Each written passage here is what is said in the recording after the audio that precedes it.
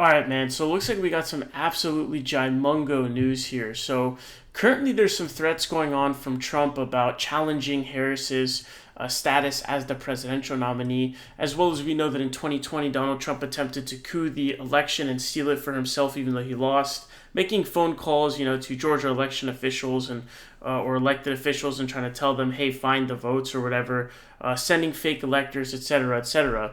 So what the Harris campaign is now doing, they're getting ahead of it. So this says, Harris campaign's legal team takes shape as election battles heat up. So what's happening is the Kamala Harris campaign is actually preparing a legal team to be ready in the case, which it's almost inevitable that there's going to be at least some kind of challenges electorally from the Trump administration after he likely is going to lose. Because what we know now is, this article says Harris has opened up a second path to victory according to the Post model.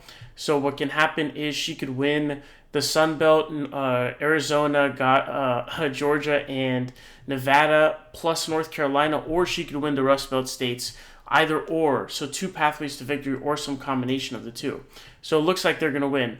So it says the campaign is adding Marc Elias, one of the party's top election lawyers, to help Democrats counter what they expect to be a contentious election period. So it says, amid threats of certification battles and mass voter challenges, Vice President Kamala Harris's presidential campaign has assembled an expansive senior legal team that will oversee hundreds of lawyers and thousands of volunteers in a sprawling operation designed to be a bulwark against what Democrats expect to be an aggressive Republican effort to challenge voters' rules and possibly the results of the 2024 election.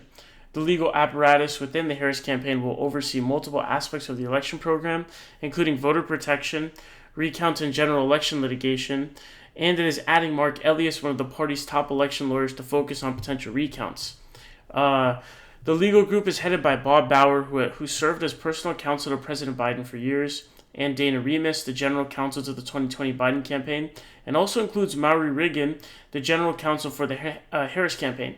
John Su, formerly from the vice president's office, will join the team, and Vanita Gupta, a former director of the Leadership Conference on Civil and Human Rights, and a top Biden Justice Department official, is an informal advisor.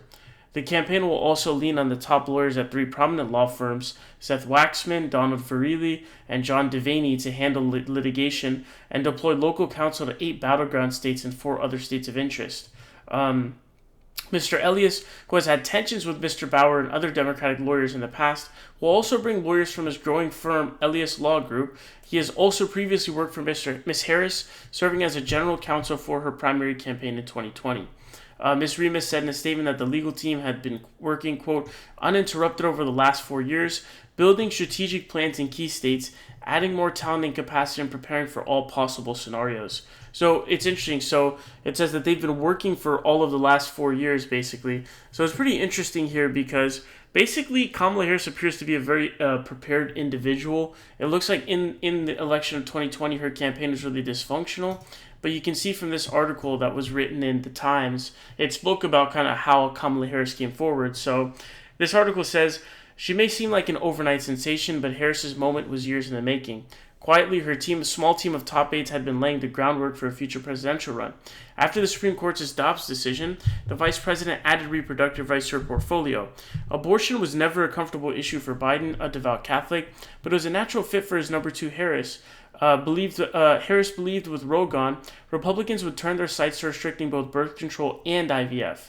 In the months after Dobbs, she traveled to the U.S. talking about abortion rights as a matter of, quote, reproductive freedom. As far back as the 2022 midterms, aides say she argued for making this the core of the party's national message, even as the White House focused on jobs and the economy.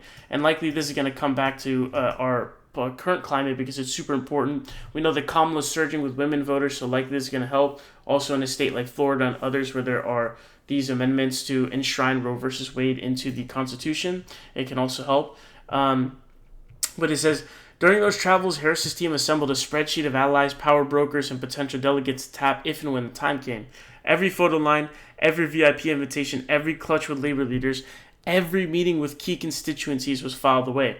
The goal, advisors say, was to ensure there would be allies on every delegate slate in every state in the nation. Quote, we had a list, says one top aide, and we checked it twice. The list was intended for 2028, but when Biden dropped out on July 21st and quickly endorsed Harris, it was instantly pressed into service.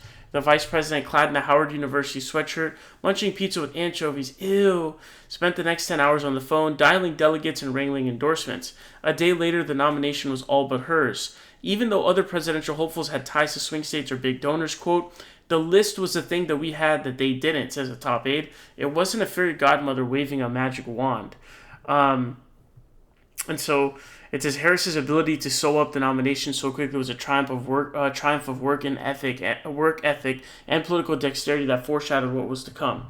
And so what we also know is that I did a video where I showed a clip of Nancy Pelosi where she actually explained that the plan from the party bosses was not to have Kamala Harris be the person. Confirming what AOC said, she said that they wanted a more quote-unquote open process, but she said that Kamala just wrapped it up. So clearly Kamala is a very calculated figure, especially since 2020. Her campaign in 2020 was marred with a lot of allegations of dysfunction and things of that nature. So it looks like she's kind of coming through now. This quote says, this year, like in 2020, we have the nation's finest lawyers at the table, ready to work together tirelessly to ensure our election will be free, fair, and secure, and to ensure that all eligible voters will be able to cast their ballots, knowing their votes will be counted, Ms. Remus says. The origins of the effort date back to July 2020, when Walter Dellinger, former acting Solicitor General, called top officials on Mr. Biden's legal team, saying they needed to create, quote, something we've never created before because the Trump campaign and its allies were beginning to bring cases and lay the groundwork for litigation. With the lessons of 2020 still fresh in Democrats' mind, Harris's advisors claimed that the legal team is about 10 times the size of the 2020 operation. So it's absolutely fudging massive. The operation is massive, and in 2020 there was a legit coup, right? A coup attempt. The expansive new Democratic legal team and the opposing group at the RNC is a reflection of the legal arms race as a new reality of the American election since Mr. Trump's election victory in 2016. And so what's going on is the Trump campaign is trying to have its own movement to basically have 100,000 volunteers and lawyers to monitor and potentially challenge the electoral process in each of the battleground states.